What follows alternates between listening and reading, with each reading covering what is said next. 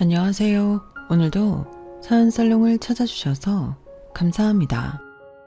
저는 결혼 4년 차고 벌써 30대 중반이 되었어요. 다들 이런 경험이 한 번쯤 있으시겠지만 저는 대학생 시절 진로에 대해 방황을 좀 하느라고 휴학만 몇 년을 했어요. 그러다 뒤늦게 하고 싶은 일이 생겨 정신을 차리고 목표를 잡아 스펙을 쌓기 시작했죠. 그 일환으로 참가한 봉사활동 동아리에서 지금의 남편을 만나 3년간의 연애 끝에 결혼까지 하게 되었어요. 처음 봉사활동을 갔을 때만 해도 거기서 사람을 사귈 목적은 조금도 없었고 열심히 봉사나 나와야겠다는 생각으로 갔었는데 여기서 제 평생의 인연을 찾을 줄이야. 이래서 사람의 일은 한 치 앞도 모른다고 하나 봐요. 그때 봉사활동 동아리를 가입해서 천만다행이라는 생각이 들 정도로 거의 모든 면에서 잘 맞았어요. 종교, 가치관, 취향과 입맛까지. 정말 이 사람이 아니었다면 제가 어떻게 연애를 하고 결혼까지 했을까 싶을 정도로 잘 맞았죠. 제 인생을 돌아봤을 때 가장 후회했던 시간이 휴학을 오래 하며 방황했던 시기인데 그 시기마저 남편을 만나기 위해 뜸을 들였던 시간이라면 용서가 될 정도로 저에겐 참 좋은 사람을 만났어요. 그래서 연애하는 3년 내내 정말 편안하고 안정적인 연애를 했고 남편에게 프로포즈를 받았을 때는 앞으로의 미래가 마냥 분홍빛으로만 보였을 정도로 행복했어요. 오죽하면 신부들이 눈물 한 방울 정도는 찔끔한다는 결혼식장에서도 저는 눈물 한 방울 고이지 않았네요. 남편과 함께하는 인생이 너무 기대가 되어서요. 물론 저희 부모님께는 살짝 죄송한 일이지만요.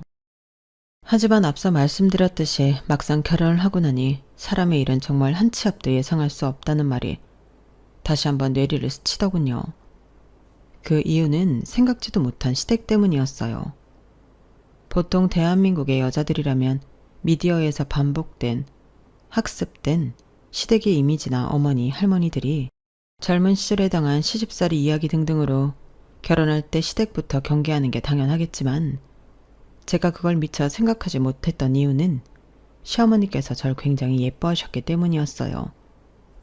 3년이라는 기간이 장기 연애하신 분들 기준으로 짧게 느껴지실 수 있겠지만 저희는 양쪽 집안이 처음부터 서로 교제 사실을 밝히고 만났기 때문에 결혼 준비 훨씬 전부터 우연이라도 양가 부모님을 만날 기회가 가끔 있었거든요. 아직도 저는 당시 그저 남자친구의 어머니였을 뿐이었던 시어머니와의 첫 만남을 잊지 못해요. 우리 호윤이가 여자친구 보여준 건 처음인데 왜 그런지 알 것 같네. 참말로 참하고 예쁘게 생겼네. 성격도 밝아 보이고 예의도 바르고. 감사합니다, 어머님. 감사하긴 있는 그대로 말하는 건데 내가 이래 보여도 엄청 까다로운 사람인데 이런 내 눈에도 마음에 쏙 들 만큼 사람이 참 괜찮아 보이는구나. 너 같은 애가 우리 아들이랑 결혼해준다면 참 좋을 텐데. 예쁘게 사귀어서 꼭 그럴 수 있도록 노력할게요. 말도 참 예쁘게 하네. 네가 우리 집 며느리로 들어오면 내가 발 쭉 뻗고 잘 잘 수 있겠다. 잘해줄 테니까 우리 집에 시집 와.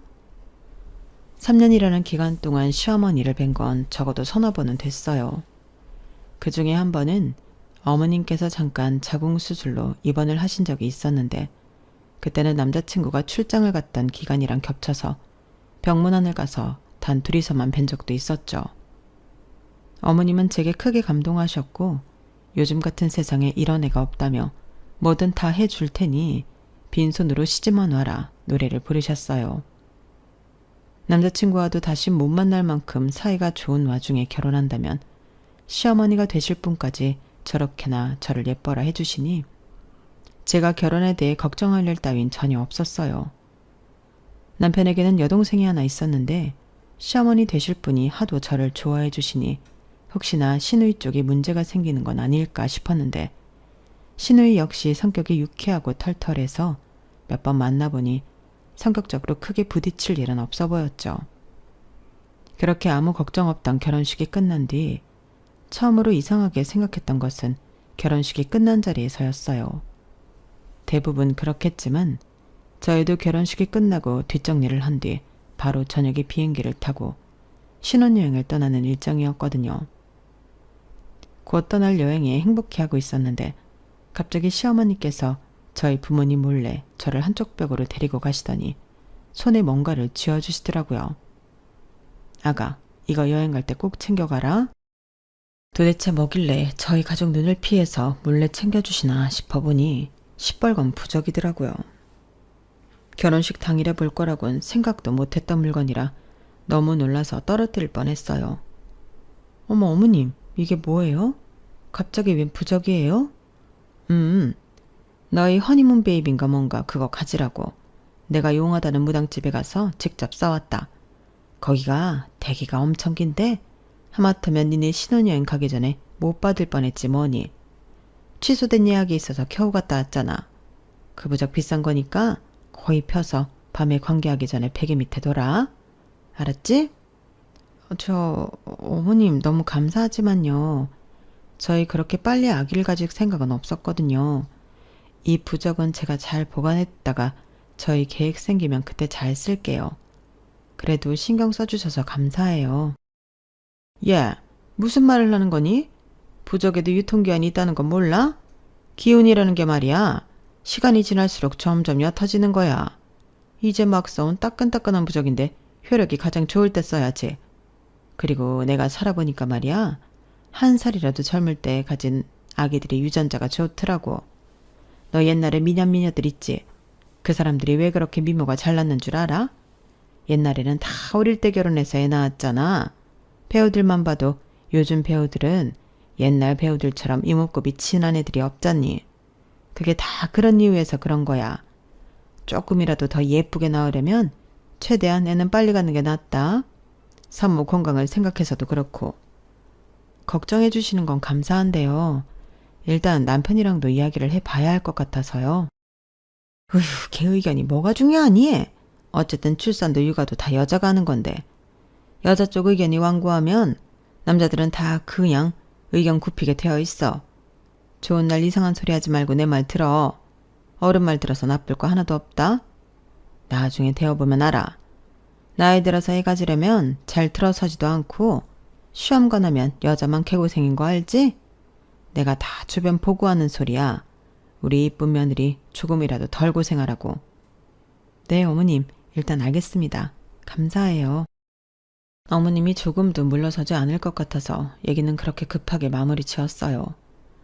일단 비싼 돈 들여서 써오셨다니 챙겨서 여행을 가긴 했는데 신혼여행지에서 막상 그걸 쓰려니 뭔가 영 찜찜한 거예요.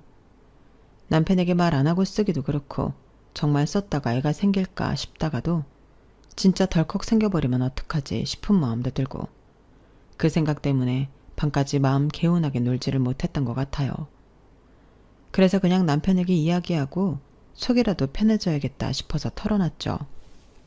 여보, 사실은 말이야. 어머님께서 오늘 밤에 쓰라고 이걸 주셨는데 이게 뭐야? 부적? 이걸 왜 우리가 써? 허니문 베이비 가지라고 용하다는 점집에서 비싼 돈 주고 싸우셨나봐. 뭐라고? 우리 아기는 바로 안 갖기로 했잖아. 나도 당연히 말씀드렸지. 근데 아기는 젊을 때 낳는 게 좋다면서. 그리고 비싸게 주고 산 건데 효력 좋을 때 쓰라면서 챙겨가라고 그러셔서. 당신은 어떻게 생각해? 어떻게 생각하긴 말도 안 되지. 아기야 당연히 갖고 싶은 생각은 있지만 아직은 아니잖아. 신혼여행에서 아기가 생겨버리면 우리 신혼생활은 어떻게? 아예 없어지는 거잖아. 아무래도 그렇지. 이제 결혼했는데 무슨 벌써 아기야? 엄마도 참 그냥 무시해. 그래도 비싼 돈 들이셨다는데 좀 아깝기도 하고. 진짜 무시해도 될까? 당연하지. 우리 엄마는 가끔 이런 미신을 너무 잘 믿어서 탈이야. 어차피 이거 썼는데 아기 안 생겨서 돈 벌었다 생각하는 것보단 안 쓰고 안 생기는 게 낫지. 정말 쓸데없는데 자꾸 돈 쓰시고. 내가 못 산다 정말. 남편은 제가 보는 앞에서 부적을 반으로 찢어 쓰레기통에 버렸어요.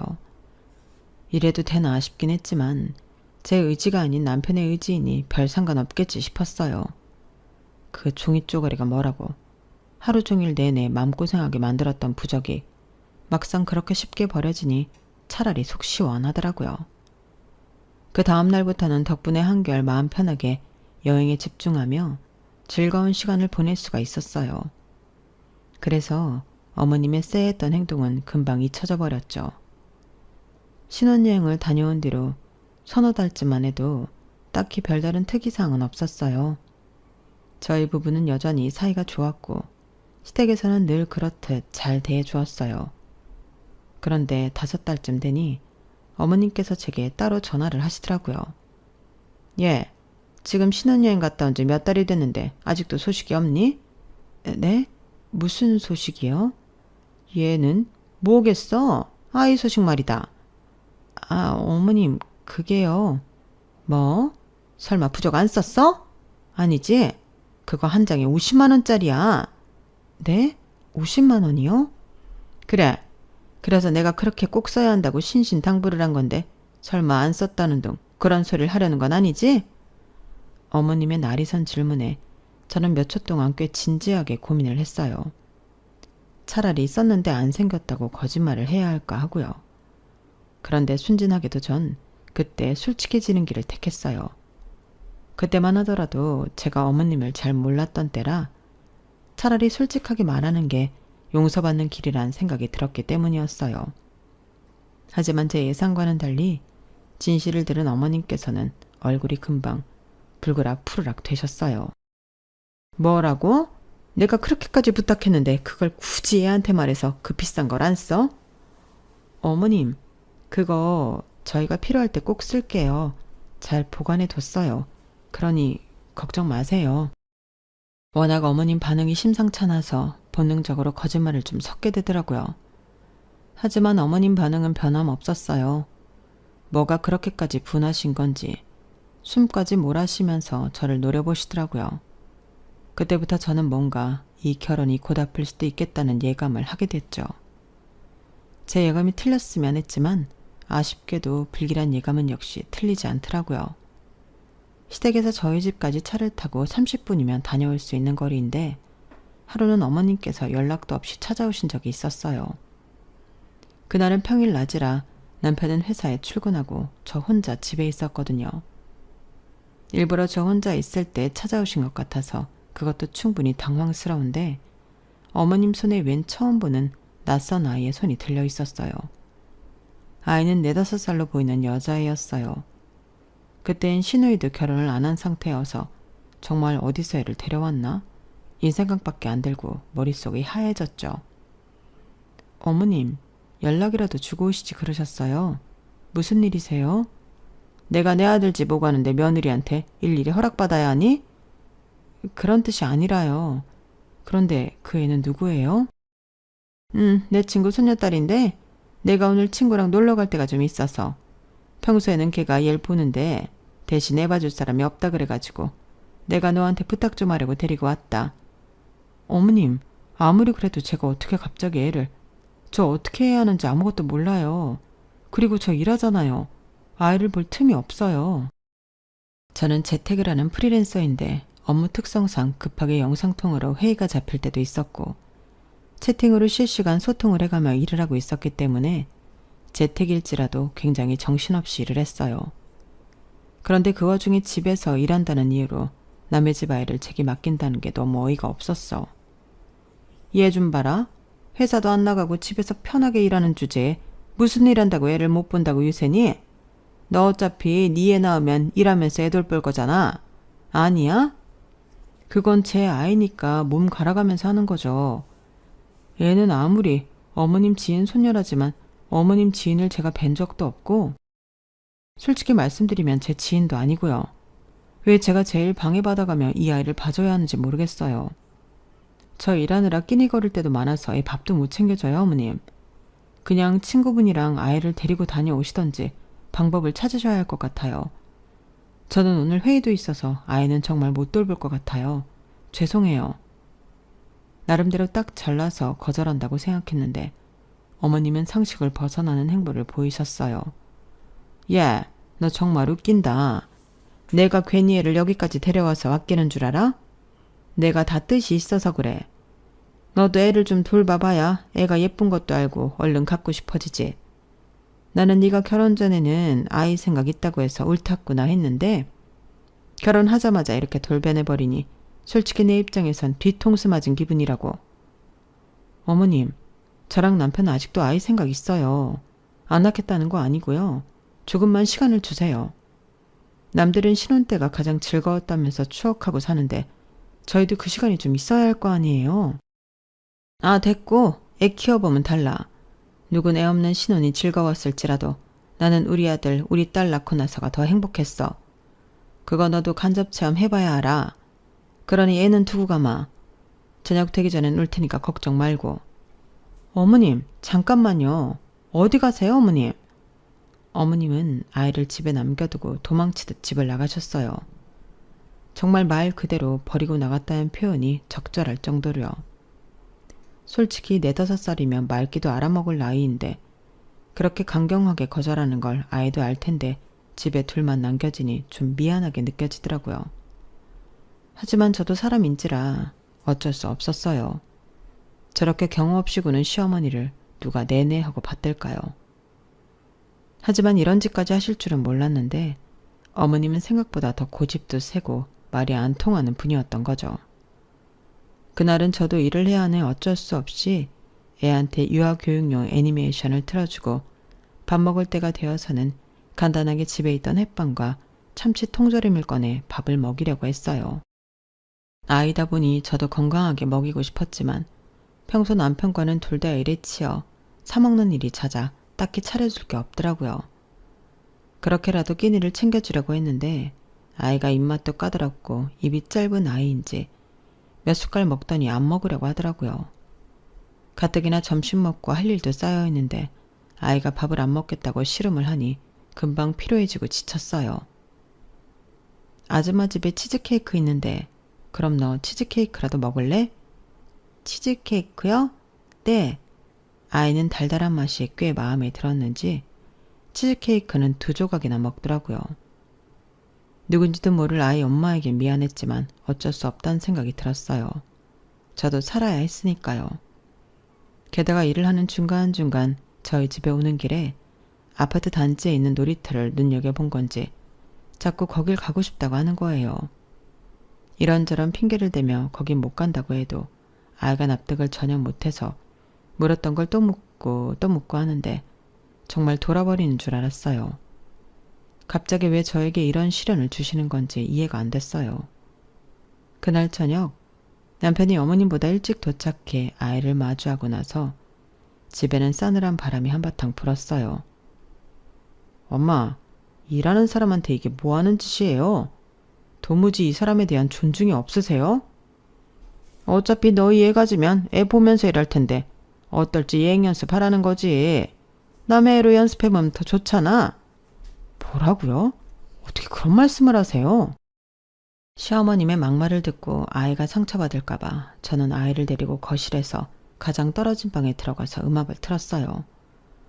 보나마나 어머님 성격에 아무 말을 나오는 대로 한참 더 하실 것 같았거든요.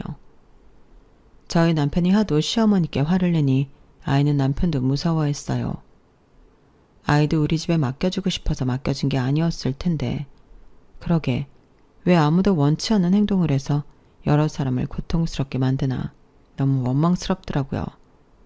게다가 어머님의 의도와는 반대로 저는 그날 이후 하루 종일 아이를 신경 쓰면서 일하다 보니 정말 노이로제에 걸린 것 같았어요. 신혼을 1년 정도만 즐기고 바로 아이를 가질 계획이었지만 벌써 신혼이 반년쯤 된 지나간 상태에서 제가 몇 개월 뒤에 바로 아이를 갖고 육아를 하며 아이를 키운다 생각하니 자신이 없어지더라고요. 워킹맘들이 늘 대단하고는 생각했지만 단 하루만 경험했는데도 진이 빠지고 다음 날까지 피로가 안 풀렸어요. 오히려 출산과 멀어진 기분이 들었죠. 그래도 남편이 노발대발한 효과가 있었는지 그 뒤로 어머님은 한동안 잠잠했어요.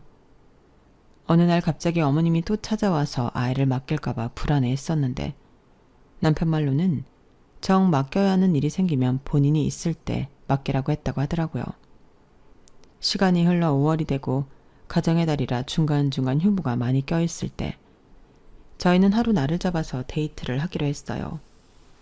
평소에는 평일에 둘 다 일을 열심히 하다 보니 주말에는 집에서 쉬기 바빴는데 시간적 여유가 생기니 오랜만에 둘이 나가서 시간을 보내고 싶은 마음이 들더라고요. 그래서 간만에 아끼던 예쁜 옷도 꺼내 입고 곱게 화장도 했어요. 재택하다 보니 꾸밀 일이 없었는데 오랜만에 꾸미니 연애 초로 돌아간 것 같고 너무 설레더라고요. 그렇게 남편과 집을 나서려는데 현관문을 열자 어두운 복도에 어머님께서 우두커니 서 계셨어요. 엄마, 깜짝이야. 어머님, 여긴 웬일이세요? 뭐? 갑자기 저희 집 현관 앞에 조용히 서 계셨다는 것만 해도 놀라운데 어머님 손에는 또 그 아이가 들려있더라고요. 그걸 보자마자 화가 밀려오는데 남편도 마찬가지였는지 언성이 높아졌어요. 연락하고 오시라고 제가 몇 번을 말씀드렸어요. 미안하다. 하지만 나도 급해서 그럴 틈이 없었어. 너희 어디 나가는 길이니? 네, 왜요? 무슨 일 때문에 오신 건데요? 옆에 그 애는 또 뭐고요? 누구인진 잘 알 거고 친구가 급한 일이 생겨 좀 맡아달라는데 얘가 자꾸 키즈 카페인지 뭔가를 가고 싶다는데 그게 뭔지를 알아야 말이지. 너희 나가던 길이면 잘 됐다. 얘 좀 데리고 거기 좀 같이 가주라. 저희 오늘 약속 있어요. 오랜만에 데이트하기로 했다고요, 엄마. 아, 그래? 어차피 데이트라 해봐야 커피 마시고 밥 먹는 거 아니니? 키즈 카페도 카페잖아. 거기는 애들은 애들끼리 놀게 두고 어른들은 어른들끼리 있을 수 있다던데. 애는 놀게 두고 셋이서 이야기하던지. 어? 엄마도 엄마 나이 생각하셔야죠. 무슨 친손녀도 아니고 친구 손녀까지 봐주고 계세요? 걔가 정말 급하게 고향 내려가 봐야 한다고 해서 어쩔 수가 없었다니까. 너도 알지? 선우 엄마. 얘가 선우 딸이야. 너는 안 본 지 오래돼서 기억도 안 하겠지만. 남편도 아른 이름이 나오니 마음이 약해졌는지 저에게 양해를 구했어요. 여보, 오는 말 정말 마지막으로 같이 아이 봐드릴까? 남편이 제게 그렇게 묻는 순간 아이와 눈이 마주쳤어요. 그래도 안면이 있는 사이라 그런지 저를 올려다보며 기대에 찬 눈빛을 하는데 차마 외면하기가 힘들더라고요. 알겠어. 오늘은 정말 어쩔 수 없는 경우니까. 어차피 어머님이 애 손을 잡고 여기까지 오셨고 우린 외출 준비가 다 되어 있었고 저 혼자 보는 것도 아니고 시어머니와 남편이 동행하는 거니까 저번만큼 힘들지 않을 것 같다는 생각이 들었거든요. 봐봐. 데리고 오니까 애가 엄청 좋아하네. 얼굴이 확 폈다 폈어. 키즈 카페에 가니 아이는 좋아했지만 오랜만에 휴일에 여유로움을 즐기고 싶었던 남편과 제 입장에서는 아이들이 뛰어다니며 소리 지르는 소리, 자기들끼리 생긴 트러블에 우는 소리 등등 조용히 쉴 만한 요소가 단 하나도 없었어요. 이미 키즈 카페를 가기로 결정한 시점부터 포기하긴 했었지만 그래도 실제로 가보니 생각한 것보다 더 정신없고 기가 빨리더라고요. 그래서 저는 어머님과 헤어지는 자리에서 확실히 말씀드려야겠다는 생각이 들었어요. 어머님, 저희요. 당분간은 아이 가질 생각이 없어요. 그래서 일부러 이렇게 아이 데리고 와서 간접체험? 그런 거 안 시켜주셔도 돼요. 뭐라고? 갑자기 아이를 가질 생각이 없다니 그게 무슨 소리냐? 나중에는 낳겠다더니. 원래는 그럴 생각이었는데요. 지난번에 어머님께서 아이 한번 돌봐봐야 애가 이쁜 것도 알고 갖고 싶어진다고 하셨는데 저한테는 오히려 역효과더라고요. 아이가 있으면 이렇게 맘 놓고 일도 못하고 배로 힘들다는 걸 느껴버렸어요. 오늘만 해도 원래는 남편이랑 휴일 즐기려고 했는데 아이 때문에 기만 다 뺏긴 기분이에요. 예. 그거는 네 애가 아니라서 그런 것 뿐이야. 그래도요. 제 아이면 더 예쁘고 애착이 가긴 하겠지만 힘든 건 똑같을 것 같아서요. 저희 2세 계획은 좀 나중으로 밀렸어요. 그러니까 이렇게 애써 노력이란 거 안 하셔도 돼요. 솔직히 키즈카페 사건으로 어머니께 맡겨지는 육아를 자꾸 저희 쪽으로 떠넘겨버리는 게 아닌가 싶을 정도로 어머님에 대한 신뢰는 바닥에 가까운 상태였어요. 말로는 저를 육아와 가까워지게 만들고 싶다는 이유를 대시지만 제가 애를 안 갖겠다고 한 것도 아닌데 이렇게 경우 없이 저를 괴롭히는 이유를 도무지 모르겠더라고요. 게다가 그 친구라는 분은 대체 뭐 하시는 분이길래 자꾸 본인 손녀를 여기다 맡기시는 건지 이해도 안 갔고요. 더 이상 그분 때문에 피해를 입고 싶지 않은 마음이 컸어요. 애도 애대로 상처받을 일이고요. 난 네가 갑자기 이러는 이유를 도무지 모르겠구나. 여자가 자식을 낳는 건 본능에 가까운 일인데 그게 싫어졌다고? 차라리 솔직하게 말해보지 그러니? 너 어디다 애라도 숨겨놓은 거 아니야? 어머님, 말씀 가려가면서 하세요. 그게 아니면 왜 갑자기 안 갖겠다는 건데? 우리 집에 씨바지 할 거 아니었음 왜 시집을 온 거야? 이거 사기 결혼이야. 알아? 그림 그리는 무식한 년 걷어졌더니 집에서 빈둥빈둥거리면서 일한다고 유세나 떨고 이제는 애도 안 갖겠다고 하네? 다 원참 어이가 없어서. 엄마, 지금 뭐 하시는 거예요? 주차를 하느라 뒤늦게 들어온 남편이 저희 대화를 듣고는 경악했어요. 남편은 어머니를 끌고 나갔고 그 뒤로는 어머님을 못 빼었죠. 그런데 그 후로 어머님은 작전을 바꾸셨는지 저희 집에 자꾸 택배를 보내시더라고요. 뭔가에서 열어보면 죄다 태어나지도 않은 아기 옷, 아기 신발 같은 거였어요. 어머님, 집에 대체 뭘 보내시는 거예요? 아무리 강경하게 나가도 안 되니 이렇게라도 네 맘 돌려보려고 보냈다. 당장 낳으라는 건 아니고 예쁜 게 있길래 보냈어. 나중에 아이 낳으면 쓰렴. 어머님은 그렇게 말씀하시고 태연하게 전화를 끊으셨어요. 정말 하다하다 별의별 방법으로 사람한테 스트레스를 주는구나 싶더라고요. 임신을 했다가도 어머님 때문에 유산을 할 것 같은 지경이었어요. 처음에는 어차피 어머님이 어머님 돈 써서 보내는 건데 무시하자 싶었다가도 정말 무서울 정도로 매주 하나씩 도착하는 택배에 질리겠더라고요. 이미 폭언까지 들으며 싸움 마당에 이걸로 더 싸우고 싶지 않았는데 포장을 열어볼 때마다 저도 뚜껑이 열려서 그냥 뜯지 않은 택배 박스가 집안에 쌓여갔어요. 남편도 이젠 포기했는지 별말 안 하고 있다가 어느 날 결심한 듯 팔자고 이야기를 하더라고요. 그래? 뒀다 쓸까도 싶은데 됐어. 한두 개도 아니고 우리 애가 여자일지 남자일지도 모르는 마당에 이런 선물 뒀다 뭐해? 그때 돼서 필요할 때 다시 사자. 집에 물건만 쌓아놓고 이게 뭐하는 짓이야? 그래, 아무래도 그게 좋겠네.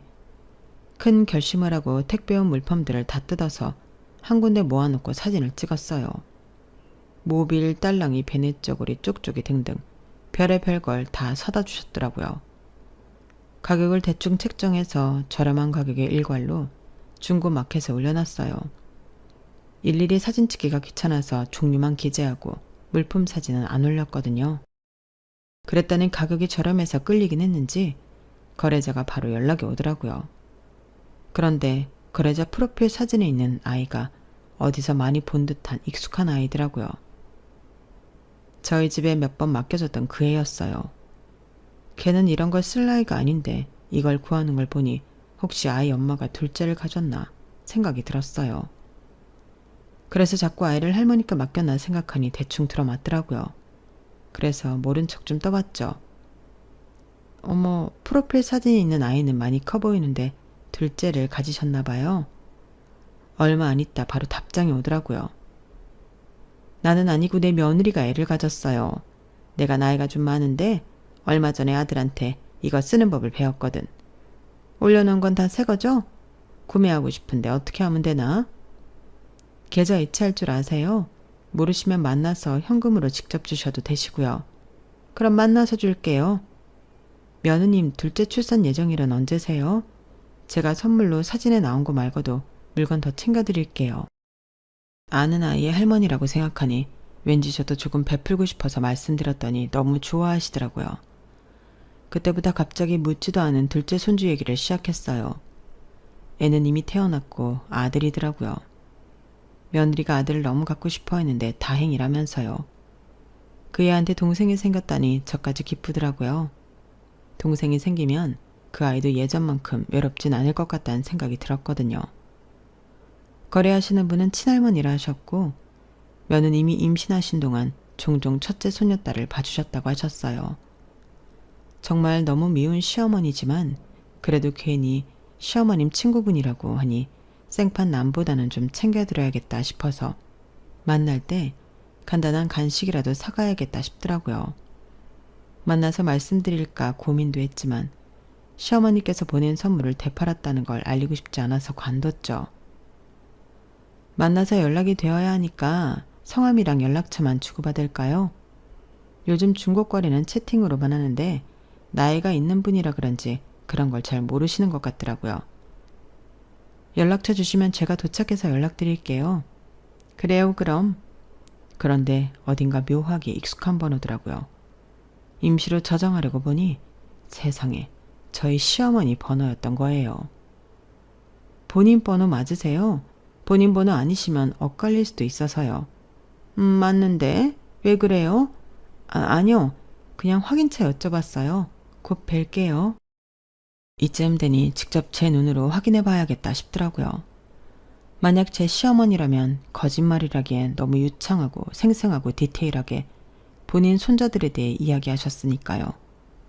채팅을 종료하고 나서 약간 벙찐 듯한 기분이 들더라고요. 그러다 갑자기 어머님께서 전화가 와서 저는 너무 소스라치게 놀랐어요. 예, 너 내가 준 선물들은 잘 보관하고 있니? 네? 네, 어머님. 갑자기 그런 건 왜 찾으세요? 어차피 너 쓰지도 않을 거 도로 내놔라. 어디 선물 줄 때 생겼으니까. 좀 당황스러웠어요. 이미 팔린 물건을 내놓으라니. 그렇다고 팔았다고 사실대로 얘기할 수도 없으니 너무 곤란했죠.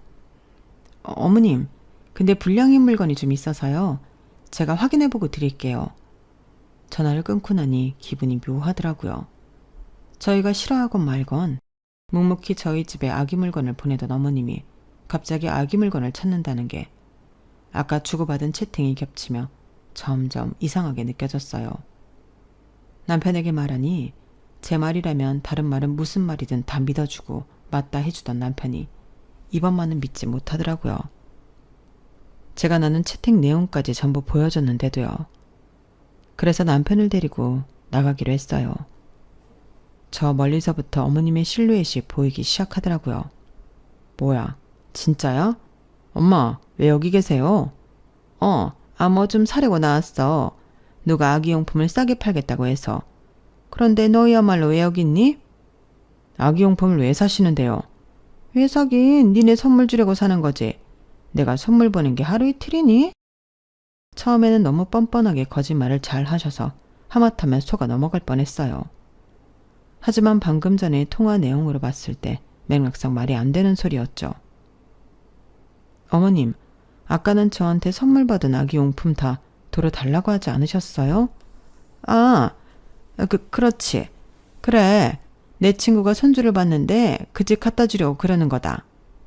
말이 자꾸 바뀌는 걸 보니 더 이상하더라고요. 남편도 그 포인트에서 더 화가 났는지 저와 한 채팅창을 들이밀며 어머님께 추궁하기 시작했어요. 엄마, 그럼 이 애들은 누구예요? 며느리가 손주들을 가졌다뇨. 엄마한테 며느리가 이 사람밖에 더 있어요? 이건 도대체 다 무슨 소리예요? 그건 그냥 너희가 하도 아이를 안 낳으니까 내가 부러워서 그렇게라도 손도 있는 척 한 거야. 니네도 봤다시피 이 애들은 내 친구 손주들이고 이 여자애는 너희도 봤잖니. 어머님께서 요리조리 잘 빠져나가셨지만 상황을 심각하게 받아들이는 남편 앞에서 그런 일회성 변명은 통하지 않았어요. 엄마, 사실대로 말하세요. 너무 이상하잖아요. 말씀도 계속 바꾸시고 엄마 연세도 많으시고 할아버지도 치매셨는데 이런 식으로 자꾸 중요한 대답은 회피하고 말은 계속 바꾸시면 저는 치매를 의심하고 병원에 모시고 가는 수밖에 없었어요. 너는 무슨 애가 그렇게 말을 해? 치매라니. 나 아직 그럴 나이 아니다. 우리 아버지도 내 나이에 치매 걸리신 게 아니야. 어머님이 하도 잡아떼셔서 그날은 그 정도에서 그쳤어요. 하지만 남편은 계속해서 뭔가 찜찜해 하더라고요. 알고 보니 남편이 어렸을 시절 어머님이 외도를 하시다 아버님께 들킨 적이 있다고 하더라고요. 설마 그때 애가 있었던 건 아니겠지? 에이, 설마. 그럼 어떻게 이때까지 숨기고 사셨겠어? 그래도 뭔가 촉이 쎄해. 알아봐서 나쁠 건 없으니까 미리 알아봐야겠어. 남편은 어머님의 핸드폰을 통해 선우 엄마라고 되어 있는 번호를 찾아내서는 전화를 걸어보더라고요. 이게 누군데? 기억 안 나? 우리가 하루 데리고 있었던 애가 선우 딸이라잖아. 확인해 봐야지. 잠깐의 통화음 끝에 전화가 연결이 되었어요. 안녕하세요, 선우 이모. 저 준서예요. 어머, 우리 준서 오랜만이다. 아니 근데 네가 나한테 직접 연락을 다 하고 웬일이야? 아, 다른 게 아니라요. 엄마한테 전해 들었거든요. 얼마 전에 또 손주가 태어나셨다고요. 제가 첫째 손녀도 태어난 줄 모르고 있다가 엄마가 저번에 저희 집에 데리고 와서 알았는데 인사를 못 드린 게 내내 영 마음에 걸려서요. 둘째 손주 때라도 인사를 제대로 드려야겠다 싶어서 연락드렸어요. 어? 손주?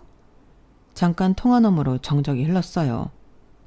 저기 우리 선우는 아직 결혼도 안 했는데 너 엄마한테 뭔가 잘못 들은 거 아니니? 네? 결혼을 안 했다고요? 그럼 우리 선우가 너 결혼식 때 직접 가지 못했어도 추기는 했잖니. 선우가 결혼을 했으면 너한테 당연히 알렸겠지. 나도 우리 애가 얼른 너처럼 결혼했으면 좋겠는데 갑자기 손주 얘기라니? 얼른 그런 날이 왔으면 좋겠네. 이상하네. 분명 이모네 손주라고 하셨거든요. 뭐? 니네 엄마 뭐 벌써 정신 오락가락 하는 거 아니지? 나 말고 다른 친구 아니겠니? 한번 확인해봐. 네, 아무튼 감사합니다. 건강하게 잘 지내세요. 그래, 고맙다. 너도 결혼 생활 잘 하고. 전화를 끊은 후 저희 부부는 말이 없어졌어요. 그렇게 둘러대던 게 거짓말이라는 게 밝혀지니 뭔가 제대로 알아봐야 할 것 같다는 느낌이 들더라고요. 남편은 어머님께 핸드폰 어플을 설치해드린다는 핑계로 핸드폰을 받아와서 컴퓨터에 어머님 메신저 어플을 로그인했어요. 어머님이 주고받는 카톡 중에 낯선 이름이 있길래 클릭해보니 아니나 다를까 이해할 수 없는 이상한 대화들이 있더라고요. 어머님이 그 사람과 주고받은 톡을 좀 올려서 정독하다 보니 곧바로 해답이 나왔어요. 남편의 쎄한 촉대로 몇십 년 전 불륜하던 남자의 아들을 아직까지도 어머님 아들로 생각하고 있는 것 같았어요. 본인 몸으로 낳은 아들이 아님에도 그 아들이 결혼을 하고 손주를 보니 저희보다 애틋해지셨는지 저희에게 하시는 것과는 비교도 안 될 만큼 아주 헌신을 하고 계시더라고요. 그걸 다 읽고 나니 참 어이가 없었어요. 고작 애를 낳아주었다는 이유만으로 본인의 친자식보다 불륜했던 남자의 자식을 위해 희생을 하고 계신다는 사실이 말이에요. 그 첫째 딸은 며느리라고 부르는 여자가 어머님께 거의 육아를 뒤집어 씌우고 있는 수준이었는데 어머님 혼자 감당하기 힘드셔서 저한테까지 그런 식으로 경우 없이 맡겼다고 생각하니 저까지 화가 났어요. 그동안 아이를 낳으라고 수도 없이 닥달했던 어머님의 모습이 떠오르면서 더 화가 났죠. 어머님이 그렇게 꽁꽁 감추시려던 비밀이 밝혀지고 남편은 눈이 뒤집어져서 온 집안을 엎었어요. 시누이마저 뒤늦게 어머님의 진심을 알고 배신감에 치를 떨었죠. 엄마가 어떻게 어렸을 때 우리한테 그렇게 상처를 주시고도 또 이러실 수가 있어요? 이제 아빠 돌아가셨다고 그쪽 가족 막 만나고 가족처럼 그러도 되는 줄 아셨어요? 그 아들이 그렇게 좋으시면 그 집 가서 사세요. 저희한테 효도받을 생각하지 마시고요. 남편도 집을 뒤집어 엎고 시누이마저 등을 돌리자 어머님은 자기 편을 들어줄 사람이 저밖에 없다고 생각한 건지 제게 매달리시더라고요. 며느라, 너는 내 심정 알지? 어? 나라고 좋아서 그랬겠니? 자식들이야 나한테 상처를 받았다고 할 말이 없지만 이대로 애들이랑 멀어질 생각은 없다. 내가 좀 준서랑 춘희한테 얘기 좀 잘해줘. 내가 너도 내 친딸처럼 예뻐했잖니. 어머님이 저를 친딸처럼 예뻐해 주신 건 결혼 전에나 그러셨던 거죠. 결혼하고 언제 저를 그렇게 예뻐해 주셨어요? 어머님을 독박 육아시키는 며느리한테 아주 충성을 바치시던데요. 그 정도는 되어야 저도 친딸처럼 예쁨 받았다고 할 수 있죠. 어머님은 제가 싫다고 몇 번이나 의사를 밝혔는데도 계속 아이 낳으라고 압박만 주셨잖아요. 어머님은 친딸이 아니라 시어머니로서 할 수 있는 핍박은 다 하셨어요. 솔직히 말씀드리면 저는 어머님이 제 남편이랑 화해하길 바라지 않아요. 화해하면 또 어떤 식으로 저를 괴롭히실지 알 수가 없으니까요. 야, 나는 너희 잘 되라는 마음으로 그렇게 한 거지 정말 나쁜 뜻은 없었다니까. 막말로 네가 아이만 빨리 낳았어도 저 호강은 네가 다 받았을 거야. 얘도 내가 다 키워줬을 텐데 그런 기회를 걷어찬 건 너야. 네, 그러니까요. 저는 기회를 영영 걷어차려고요. 어머님, 화해는 부모 자식 간에 알아서 하시고요. 외간 식구인 저에게 화해시켜달라는 부탁은 바라지도 마세요. 저도 못 들은 걸로 할게요. 예, 며느라, 며느라! 어머님이 소리치는 걸 무시하고 전화를 끊어버렸어요. 그리고 번호를 차단했죠. 남편이 직접 화해했다고 얘기하기 전까지는 어머님과 연락을 하지 않으려고 해요. 굳이 나서고 싶은 이유도 없고 그러고 싶지도 않거든요. 지금은 시어머님과 연락을 끊고 산 지 1년이 다 되어 가는데 정말 마음이 편안하네요. 스트레스성 복통도 확실히 줄었고 아이에 대한 부담 없이 산 기간이 생기니 이제 슬슬 아이 계획을 세워볼까 하는 긍정적인 마음이 들어요. 저희의 아이 계획을 밀리게 한 건 오히려 어머님이랑 생각이 들더라고요. 하라 하면 오히려 하기 싫다는 걸 왜 다들 모르실까요? 아무튼 저희 부부는 내년쯤을 목표로 아이를 갖기로 했답니다. 남편이랑은 그 이후로 더 잘 지내고 있어요. 그나마 트러블이 생길 만한 요소였던 어머님이 인생에서 사라지니 더욱 금슬이 좋아지는 것 같네요. 여기까지 제 사연입니다. 들어주셔서 감사드리고요. 저희에게 예쁜 새 생명이 올 수 있도록 많은 응원 주세요. 여러분들도 매일매일이 행복하시길 바랍니다. 여러분, 사연 댓글에 응원과 현명한 조언 부탁드려요. 좋아요와 구독은 저에게 큰 힘이 됩니다. 오늘도 좋은 일 가득하세요.